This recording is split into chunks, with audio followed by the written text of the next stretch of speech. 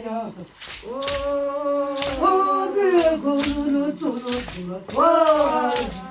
don't know what moment in time has led me to this particular moment, because I could never have planned how important that album became. I could never have imagined all of that. And what it would have done for me, you know. It took me all around the world. And I don't think that I would be who I am today without that album. What made me want to do a solo album? I mean, I think there's like a couple of answers that I could give to that. One was I had it with the boys in the group, and I was like, I need to find something else to do with myself, you know. And around that time, I met Sipho Gumede, and he said to me, "You should really consider doing a solo album."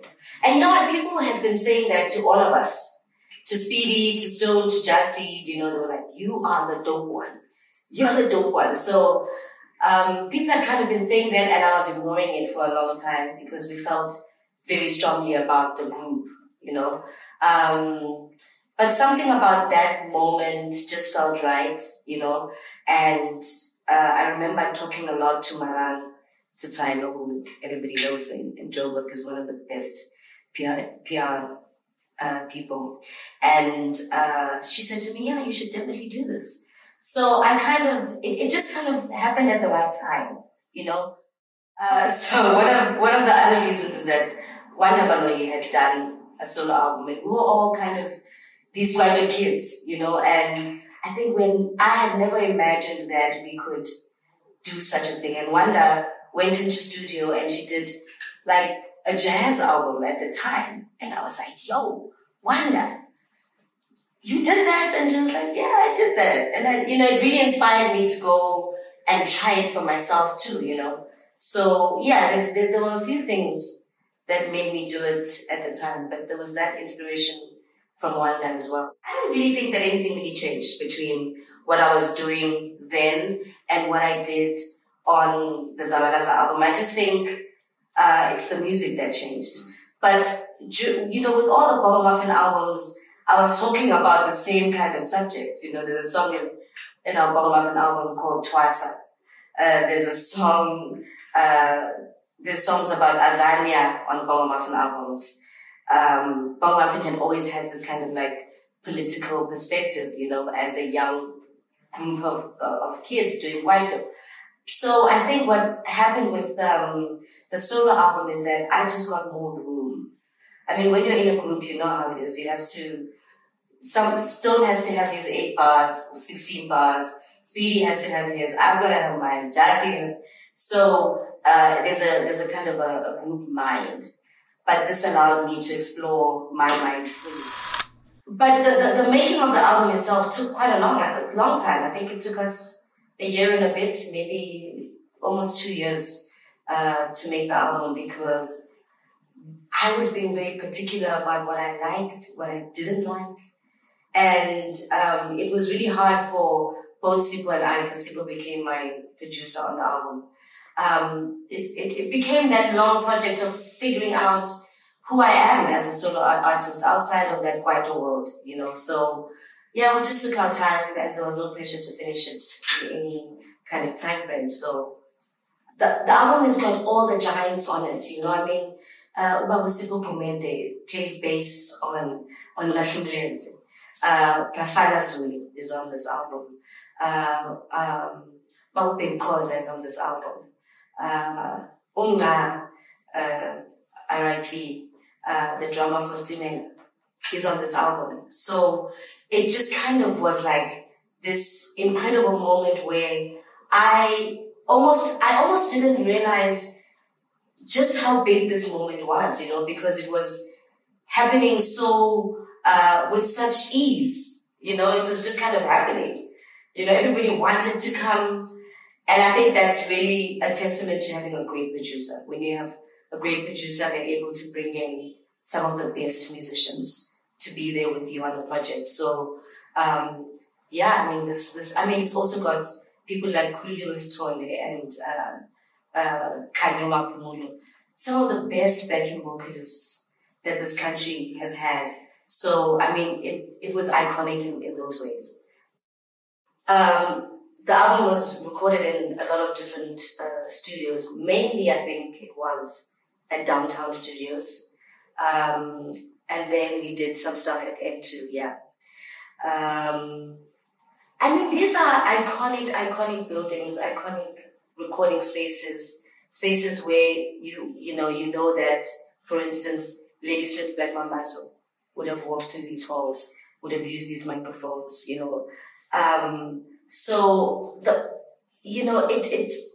grandeur of the whole thing, it's insane when you look back at it now, when you look back at the fact that this was my first album as a solo artist and everything just kind of came together so beautifully. The SABC studios were amazing because that's how, for instance, Sipho Gumede ended up on the album. He was in the next studio working on something and we needed bass. And so, that was kind of, this is how these spaces worked, All the greats were there, all the greats were hanging out, and suddenly I had access. So I was saying, would you say Zabalaza is one of your contributions to Zabalaza, what we know as Zabalaza and Lasagna? Yeah, the question is, do I see Zabalaza? Do you see Zabalaza as... I think, in hindsight, yes, because of the impact that the album had, and the places that it went, where the music went. It became my magnum opus. It became the thing ended Zundu, the thing that made me a person in this world, in this space, So I do think so. I think that the album somehow ended up having a lot of great influence. There was influence to other art forms as well. People were referencing the album. So it did become something that made people question themselves, to ask the question, Nizalwa Ngobani. I think that became a really important question that resonated with everyone that heard that word.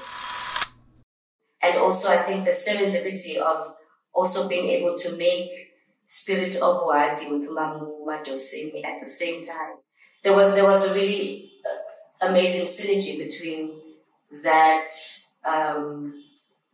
documentary and the album itself, and how it really became the impetus for many people to go back to their roots, go and find who they are, what their names are, who they are, where their home is, and for people to start expressing that pride again in their traditional selves, And I think that that's really where the importance of the album sits, is in that inspiration. What happened is that we were making the album, and halfway through making the album, I got a call from somebody who said, I want to do this incredible documentary about you as a young Xhosa singer, meeting Madosini as an older traditional Xhosa singer. So you'll be the city girl, and and so that was really where the time was spent. We spent a long time at Madosini's home. I think it was about 2 or 3 weeks there, learning all kinds of things. I mean, she taught me how to play umhobe. She taught me about how it's made.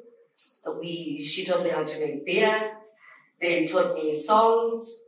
That's where the song Transkei Moon was written. And I think the songs that came out of that trip were Transkei Moon, Dilinde, Lahlumlenze. Again, through some kind of serendipity, when we finished the documentary, Umama said to me, so, we're going to make some music. I said, I'm making an album now. making an album now. And so we were like, well, then I guess in like a few weeks, let's just all get together. And it was the most magical experience, actually, because Madosini and about 6 or 7 other women came on a kumbi to Joburg. And every time they came to studio, they got fully dressed in their Kosaragana, because we did it for about 2 days. So, they would get fully decked out, beads and everything, all, the calamine lotion.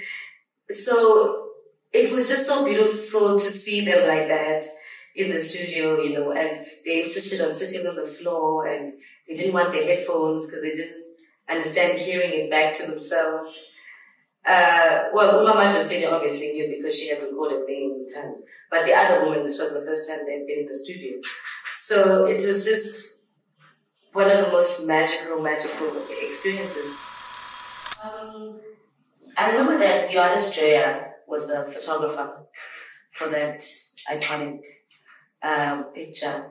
And Sheldon Gottman was one of the stylists. I think Philippe was definitely there. And I think that was actually one of the very first times, because we were talking about what we wanted to do with the photograph. And I was saying I wanted to have this kind of like old kind of feeling. And that's why the picture where I'm sitting down, I think it's this one. We have this kind of like, I don't know, old school kind of background. So we wanted to make it feel very, very old school. So we took a couple of photographs, and then I remember Johannes had the very incredible idea that we should go in and shoot inside of this place called The Factory, which is in fact a gay club here in Johannesburg, one of the oldest gay clubs in Joburg. And so the black and white photograph is actually taken inside there. And with the styling, we went to, I think it was, there's an old Joburg store called Art Africa. And we went to Art Africa just kind of scouting for what would work. And I remember when we found the skirt, we were like, that's it. Everything else has to be built around that. Another interesting story actually about the cover story is that I had my hair done in these braids, and those braids were done by Sipho. Nobody knows that, but Sipho is the one that did my hair. She's the one that did my hair.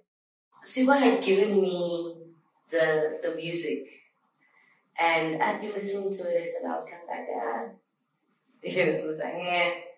And he said, Miss Mazwai, there's something here.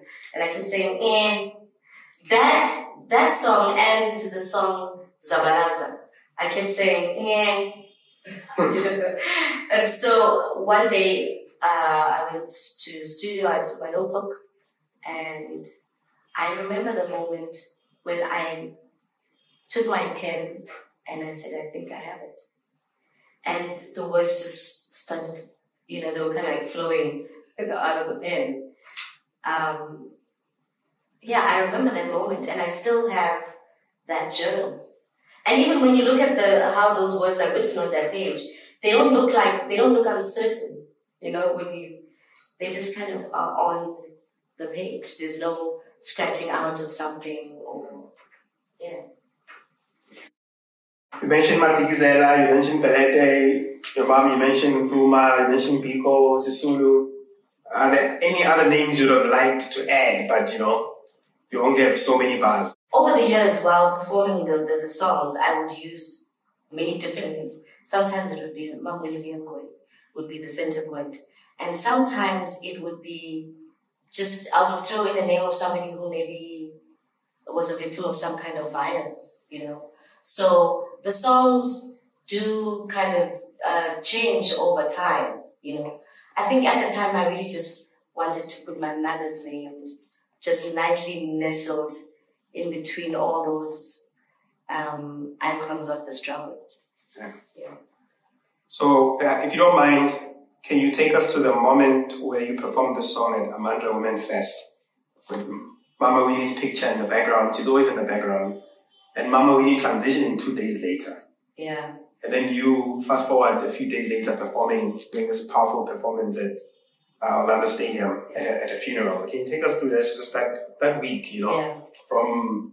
I think, for me, I want to start somewhere else, because the song Nizalwa Ngobani really became the most important song that I've ever written.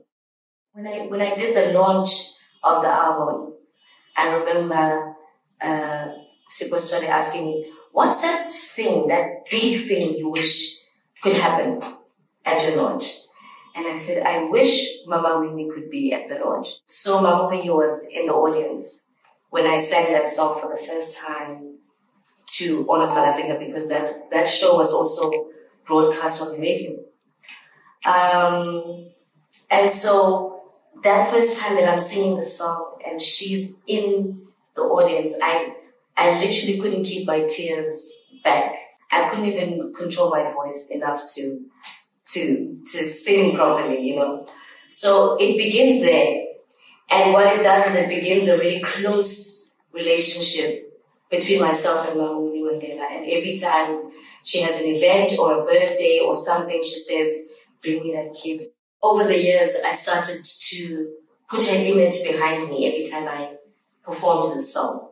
And so she was really like the icon that represented that whole message of that song. I was having a big birthday celebration, and I decided somehow that this celebration should only have women. The audience will only be women. And we'll do this thing called Amandla Women Fest. On that night, I sang Nizalwa Ngobani, and I sang it for a long time. It just didn't want to stop. And usually I call other people's names, but her name just kept coming out of my mouth that night. And that night, usually it's very sweet, I'll be like, Matikizela, usually. But on that night, her name was coming out of me like a growl.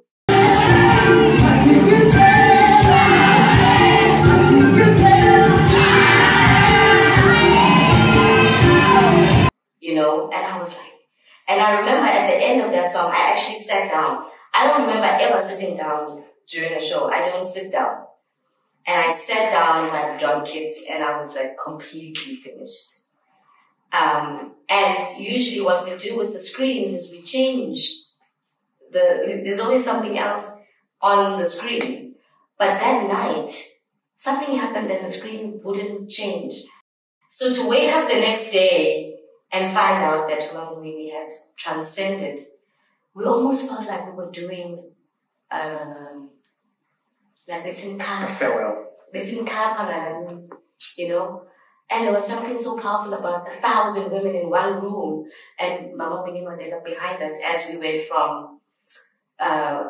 from like really cerebral, political thinking women to loose women at the end of the evening with our tops off dancing to legumatos. You know what I mean? There was something so powerful about that. And I remember then being called to sing at her funeral. And of course I took the gig because I was like, this is what the song was for, For some reason it kind of like was like full circle. And I remember that day so crisply because I was shaking before they called me. And I remember a voice said, one song, please. Just one song. And I was like, okay, I have to make this song count. This one song I'm going to do here. As Mama Winnie Mandela lies lifeless in front of a stadium at Orlando Stadium in the middle of Soweto. And I took the mic and I just allowed whatever was going to come out of it. And I began from the left-hand side of the stage. That's where we were supposed to stand when we were singing. But when it arrived at the place where I have to now call her name, I decided to run closer to her inbox, yeah. And I remember I was singing and singing and singing, and then soon after that it started to pour. And everything stopped, and they had to move her out of the stadium. And I was like, damn, this is insane. You know, I couldn't stop shaking from that moment. And I'm so blessed to have had the opportunity to do that, you know. Even to this day, I really can't talk about it without getting a little bit emotional, yeah.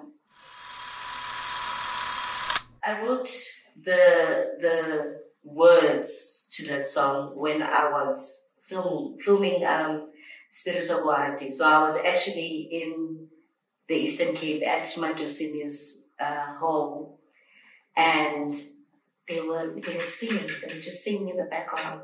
The moon was up.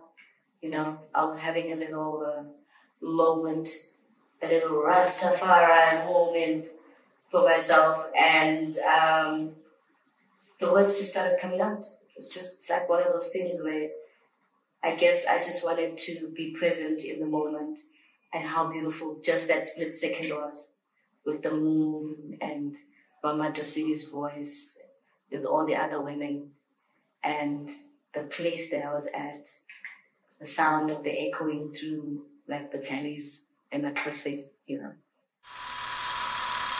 So the background. I mean, a lot of people always say that because some people are always talking about going back home, they are going to you know what I mean? So I guess I became one of those Xhosa people that wrote about going back home.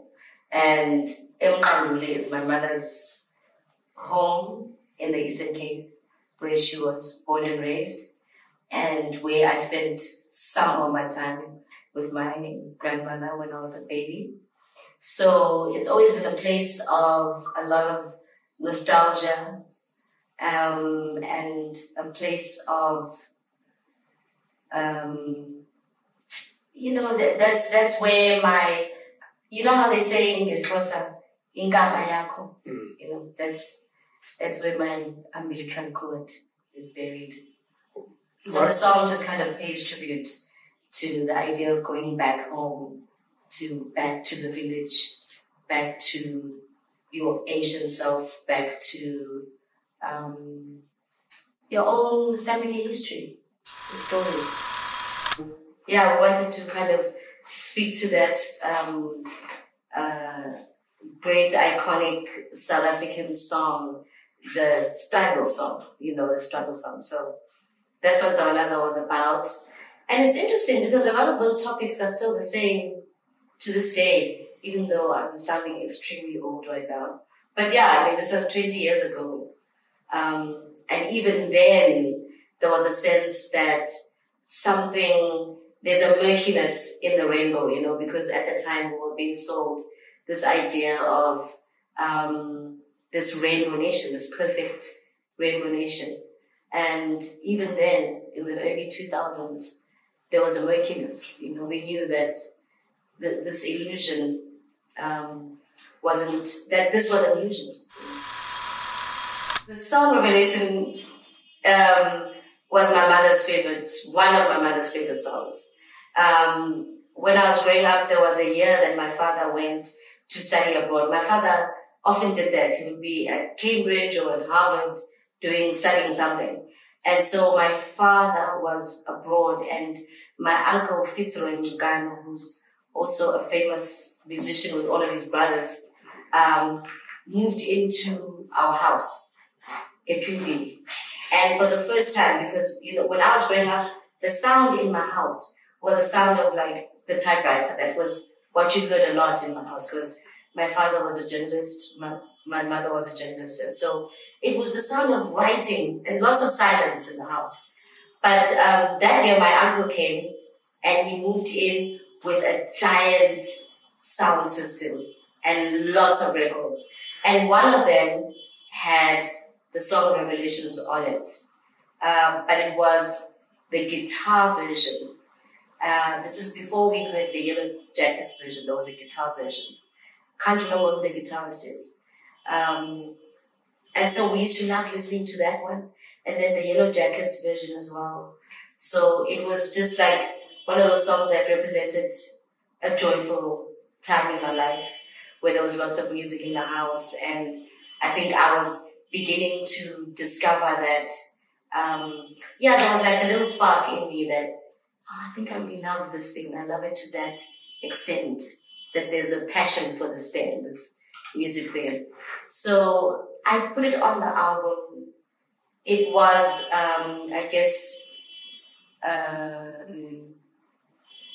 just one of those things that you do for yourself. It didn't have to make sense to anybody else. I wanted to sing the song for my mother and I put it there. So I think my connection with reggae starts like from the 80s when I was a kid. I remember us singing the song Fana Zulu a lot. This song was like a hit for the kids. It's just like, I think there's something about this, the way Fana Zulu rolls off your mouth. All the kids loved it. And I think also it might be because in 1980, Zimbabwe got their independence and Bob Marley went to perform there. And so I think that reggae just kind of started.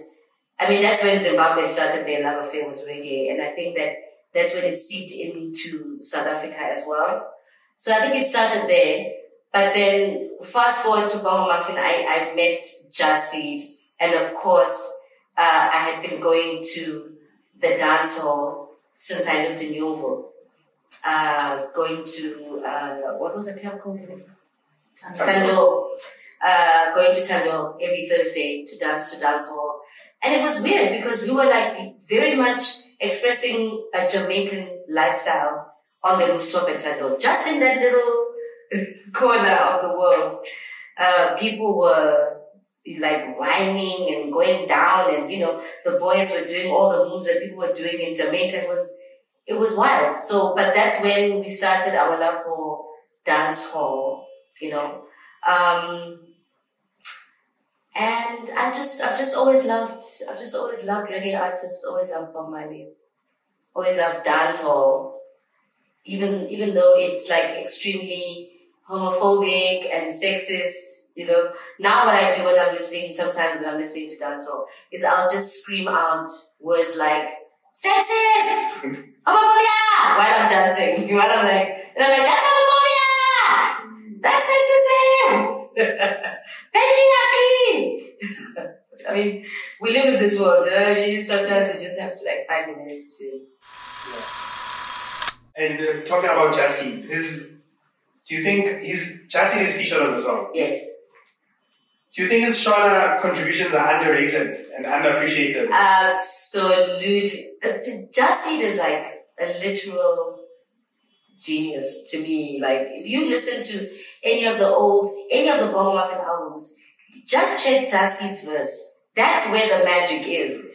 I think for me, it's like, well, everybody likes the girl, she's cute, whatever, and I had my thing going, but Jasid, I always listen to his things. I'm like, but you're on another level. And yeah, I think his true magic is when he does his Shona verses, because that's like, it's the way that it sounds, the cadence, the whole thing. It's like, it's incredible. I love what Jasid does. And I was like finished when he came to the studio to put his verse on Latin Lens. I was like, okay, cool. Okay. Because he used to say to me, soon after Zabalaza came out, he used to call me and he used to say to me, yo, Thandi. Then I go, yes. And he goes, do you know Thandi? I go, yes. And he goes, yeah, man. She has the new money language, Her voice is the new money language. So yeah, I always loved Jasid. I always loved what he does. It was incredible. Ngoma yekwedu, ingoma yekwenyu. And he goes, Saka miwe, ati sanganise ingoma yakwedu, nengoma yekwenyu. Tinimirawe kwedu. Come on. I think he's just talking about song, because I hear something about ngoma yekwenyu, ngoma yakwenyu. Let's put together your song, my song. Yeah. I just don't know what Tinimira means. But, you know, every time I go to we went to Zim with Bon Muffin, and I'd be throwing those Shona lyrics like I know how to speak Shona. He always thought I speak Shona. He's like, you're so eloquent with the thing. I'm like, that's me. That's me, baby. Yeah. So we just wanted to have like all the people celebrating and doing their dance in the music video, you know. And yeah, it was just like one of those cool things where you would normally call a certain type of person to come and be in your video. And then we just called this mama in her traditional outfit. Yeah, but it was just amazing to have ourselves to see us in our traditional ways, existing in this pop space, you know. That was cool for me. It was really cool for me. Yeah. And then, of course, because Bonnie really was my best friend, always is, still is my best friend, I was like, do you want to come and be in my video? You know? And it was hard. It was hard to just have Bonnie in your video. I mean, because she was like the flyest girl. Still is. Who played on Lathum Who do you remember just the recording? Who plays on Lathum you know what? I can't remember all the names, but the thing that stands out is that Sipho Gumede played bass on that song. And it kind of happened by mistake because he just happened to be in the studio next door and we couldn't get the right sound coming from the bass, and we were like, do you think you can? He said, sure. And every time I listen to that bass, I'm always like amazed at just how clean and in the pocket that bass line is. It's just like, you can put it in a stadium speaker, man. It's ready. It's ready for festival. I love it. Kilo. Yeah. That's an African standard, you know. Why was it important that you have it on this album? This is how you cut your teeth in this business as a singer. You have to do kilo, or you have to do, there are standards that you must learn and you must know, and you must show that you can at least attempt to sing them. So that's why it's there. It's there so that I can place myself, you know, a little bit closer to that great pantheon of South African singers. So yeah, it's there for that reason. The village is, as much as we think that we are ahead, the village is the thing that's leaving us behind, moving on without us. People in the city, you know, were kind of being left behind by this ancient civilization that's moving on without us, you know.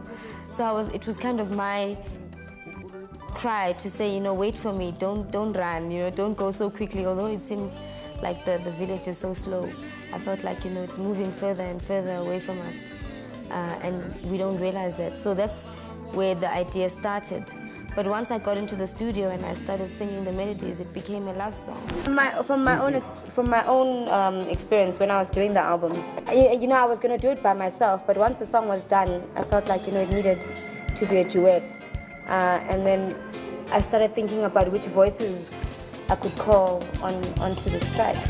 And obviously I thought of a number of people, but the name that kept popping into my mind was Tshepo Tshola, and he's one of the greatest voices we have on the continent. I just phoned and said, you know, we're doing a song, will you come do it? He was like, sure, baby, you know.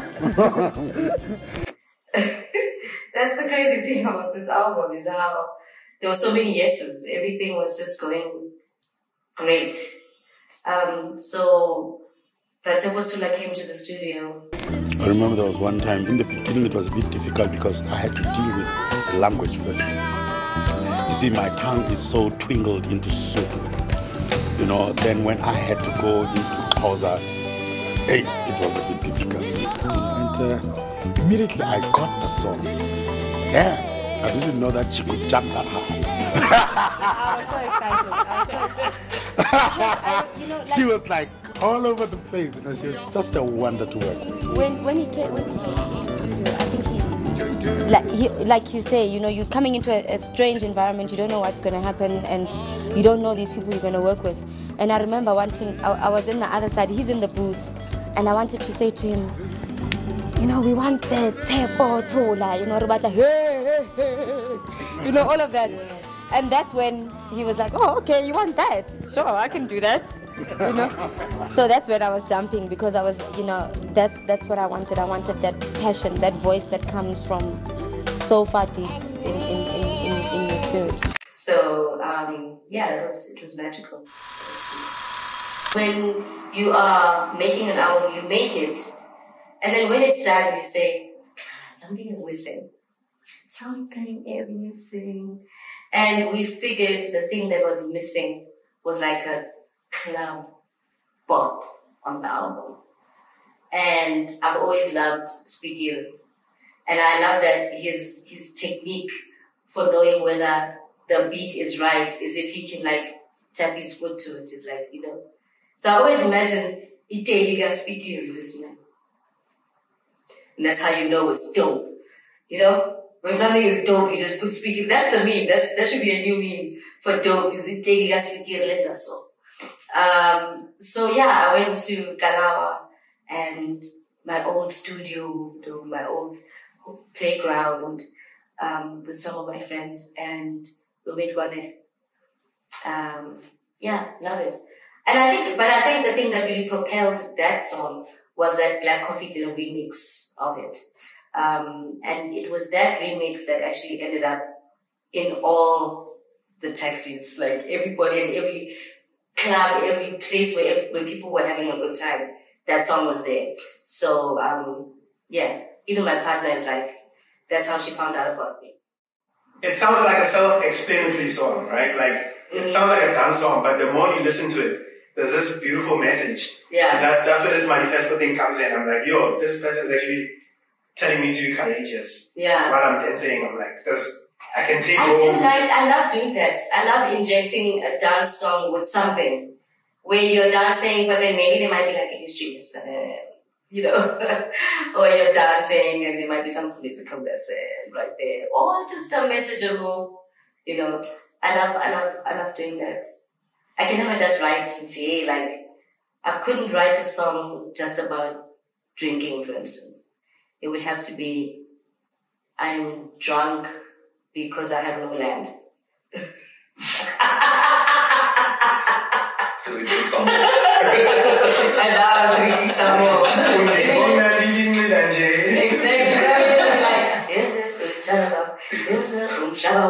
I would do that. What's that remix? I used to do that remix. Like, these were like dope, like underground producers, you know. And we were like, okay, cool, we need something that's just a little bit more street, more on the ground, like, because the album was sounding a little bit adult otherwise, you know, and I wasn't that old at the time. I mean, now I'm very old. That's why I need the stick. So it was really dope to get to be able to go to Directs and get a beat and mess with that, you know. And once we started messing with it, we were like, I don't know who came up with the brilliant idea of sending it to Bluey from Incognito. I think I may have been asked a question, who else do you like, or something. And I may have thrown Incognito out. And, I mean, Incognito is one of those iconic dance music groups, you know. So, we took a shot and called Bluey. Bluey said, yes, another yes. And that's how that happened, you know.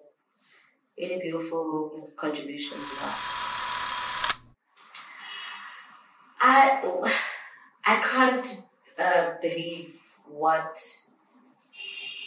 the work has created in my own world and in other people's worlds.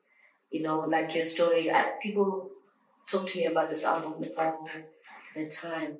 Everybody has a story of long drives, or a story of my grandmother used to love this, or I hate brother, or something. So, you know, to have made something that feels important, I think, that feels useful. Because we all want to just be useful, to give something to the world. And to have done that, to have gotten the opportunity somehow. There's a line in Transkei Moon where I say something like, I don't know what moment in time has led me to this particular moment, because I could never have planned how important that album became. I could never have imagined all of that. And what it would have done for me, It took me all around the world. And I don't think that I would be who I am today without that album. Of the songs on Zabalaza, I'm not tired of any of them yet.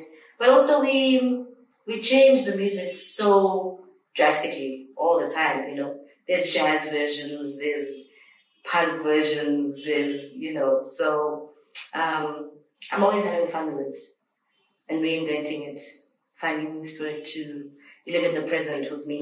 Yeah. The two loves of my life, truest loves of my life. And there were so many lessons that my mother had left behind that informed how I made this work, what I put into this work. And then, with Malaika, there was so much of the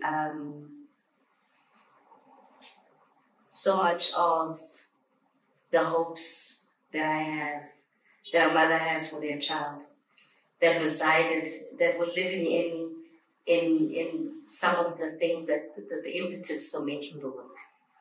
I really wanted to make something that Malaika could look back at and learn something, hear something, feel something.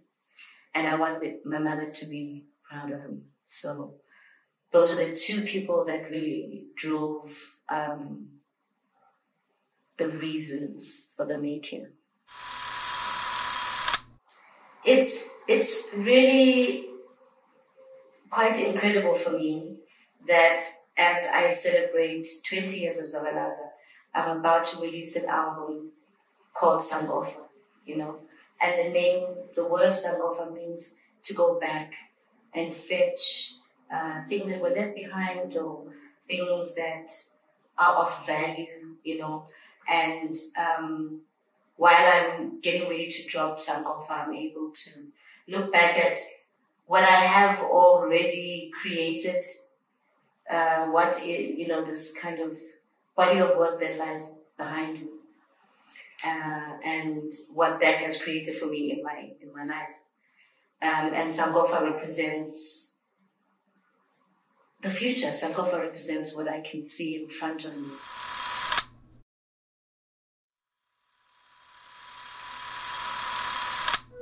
Okay, let me make it softer. Let me make it louder. Yo, I'm 70. Oh my goodness. It's a job and a half. Kiss bad.